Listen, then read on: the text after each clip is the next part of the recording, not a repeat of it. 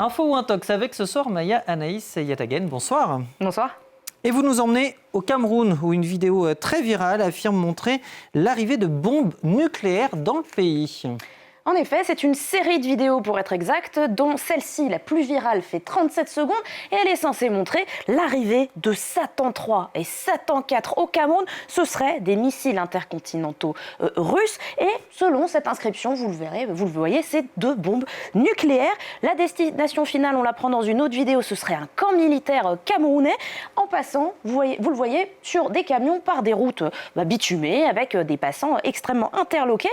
Et en effet, il y a des raisons d'être interloqués parce qu'il n'y a aucune mention d'un tel transfert de technologie entre la Russie et le Cameroun, qui ont des accords militaires certes, mais aucune mention d'un tel déploiement. Et puis d'autant plus que le Cameroun a bien signé et ratifié le traité sur la non-prolifération des armes nucléaires. Alors, ce qui met la puce à l'oreille aussi, c'est qu'il n'y a pas beaucoup d'encadrement militaire, par exemple, sur cette vidéo. Alors évidemment, il y a une réponse sur les réseaux sociaux de cet auteur de la première vidéo, toujours sur TikTok, qui répond « Ceux qui m'ont dit que les 3 missiles nucléaires n'étaient pas gardés, eh bien, regardez ». Alors reprenons un peu plus tôt cette vidéo qui est censée montrer un encadrement militaire. En réalité, vous allez voir une seule personne en habit en tri, apparemment, et puis surtout beaucoup de voitures avec un panneau convoi exceptionnel. Toujours le même compte TikTok va ensuite accuser l'armée de ne pas correctement attacher les différentes ogives nucléaires.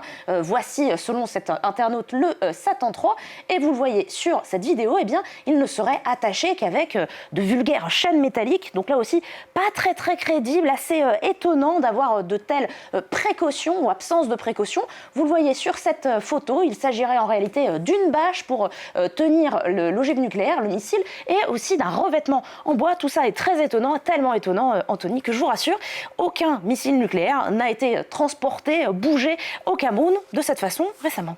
Mais Maya, ce sont bien de vraies images. Eh bien oui, ce sont de véritables images, mais vous l'avez vite compris, pas de ce fameux Satan. Déjà, c'est sûr, pas du Satan 3 ou du Satan 4, étant donné que ça n'existe pas. La Russie est tout simplement en train de tester actuellement Satan 2, et c'est le surnom du RS-28, c'est le missile qui s'appelle Sarmat. C'est bien un missile balistique intercontinental russe qui est capable de transporter des ogives nucléaires. En tout cas, ce qui est important à comprendre, c'est qu'il fait 35 mètres de long, vous le voyez sur cette photo ici. Ça ne ressemble pas du tout, ni en taille, ni à ce à quoi il ressemble, à la vidéo que je vous ai montrée avant. Vous pouvez comparer. Vraiment, c'est pas du tout la même forme. Alors, au final, comment est-ce qu'on réussit à savoir où est-ce que ces vraies images ont été tournées? Eh bien, nos confrères de RFI, ils ont sorti la grosse loupe sur la première vidéo que je vous ai montrée et ils ont identifié cette étiquette juste là avec une SABC du Cameroun, site Bafoussam. Il y a une adresse à Douala. Il y a même un numéro de commande. Alors, est-ce l'armée ou l'État camerounais qui se cache derrière ces initiales? Eh bien, pas du tout.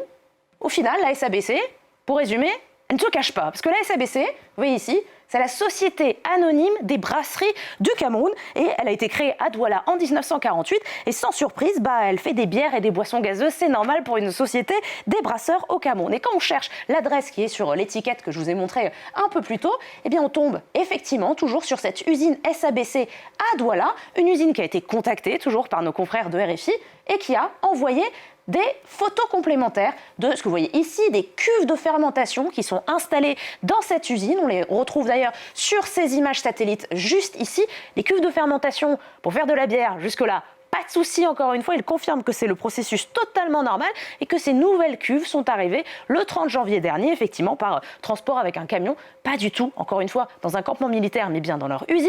En tout cas, pour résumer, il faut noter que les différents professionnels de la désinformation, ils aiment beaucoup les engins cylindriques, pour ne pas donner un autre mot. Déjà, en novembre 2024, nos confrères de RFI avaient identifié une fausse information. C'était à l'époque une colonne de régénération qui était dans une raffinerie au Nigeria et ça avait déjà été utilisé pour propager de fausses informations comme quoi ce serait à l'époque déjà une bombe nucléaire russe. Merci beaucoup Maya Anaïs Yatagen pour Info ou Intox. C'est à retrouver sur France 24 et nos réseaux sociaux. L'actu 360, la suite dans un instant.